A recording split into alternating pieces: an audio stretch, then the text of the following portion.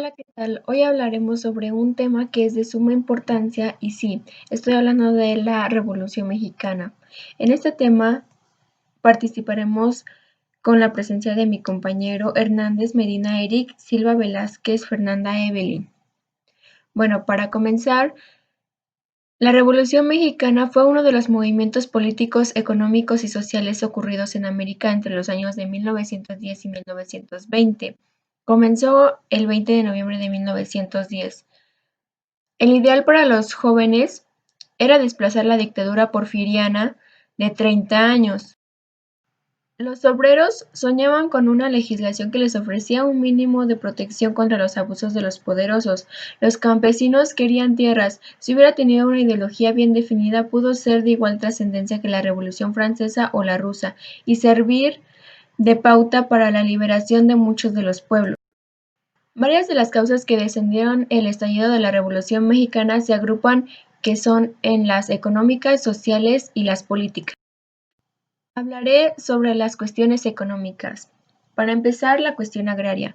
Durante el gobierno de Porfirio Díaz, el 40% del territorio azteca era propiedad tan solo de los hacendados. El latifundio era tan desmedido que a veces una sola persona era dueña de una extensión de terreno mayor a la superficie de varios países europeos.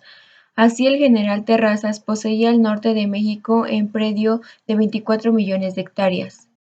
Las consecuencias de este enorme latifundio sin precedentes en la historia mundial fueron graves para los mexicanos.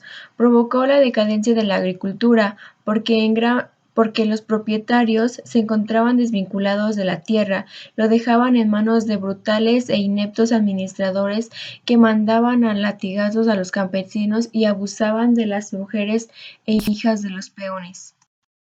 En otro punto sería el régimen económico injusto. Bajo el lema de la baja política y mucha administración, la dictadura porfirista pensaba que lo único que importaba era el progreso material, en base a la capital del extranjero, ignorando la existencia de la masa trabajadora. Con tal propósito, abrió las puertas a las empresas norteamericanas e inglesas que se apropiaron prácticamente de la riqueza nacional. Las capitales de los extranjeros llegaron a ser dueños o administradores de los ferrocarriles. Los franceses manejaban la lencería y botinería, los españoles el comercio y por último los alemanes los cultivos En la etapa de especializados. México, que fue bastante confusa, fue cuando surgió el personaje llamado Porfirio Díaz.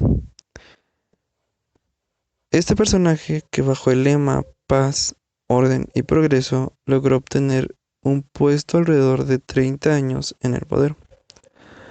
Utilizaba los medios de la fuerza y armas para regular el comportamiento y reglas en un país que bastante dañado y con una gran falta de ordenamiento. Al igual, Porfirio Díaz llegó al poder en el año 1876. Logró perpetuarse durante 7 periodos que por cierto fueron bastante contradictorios, ya que en ese tiempo la violencia por parte del dictador era muy notoria y bastante severa, pero que al igual en otros ámbitos como la economía, las reformas y la infraestructura, tuvo un crecimiento bastante sobresaliente y notable.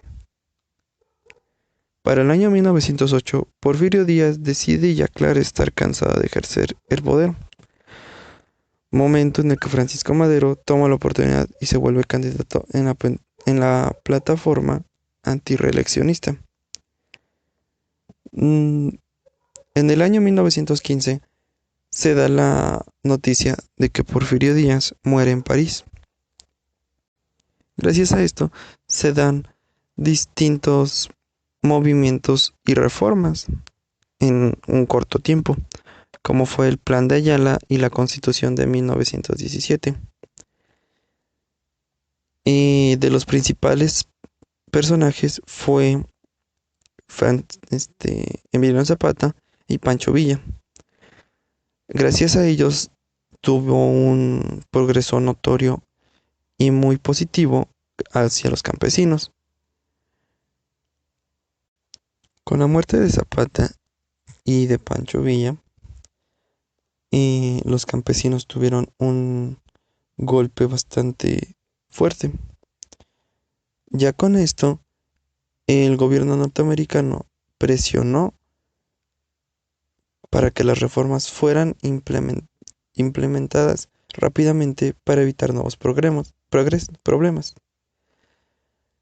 Y la Iglesia Católica, por su parte, fue la que ejerció poder sobre el gobierno porque deseaba recuperar todo lo que había perdido y aprovechando la muerte de estos personajes. Y gracias a estos fue que el proceso revolucionario prácticamente llegaría al final.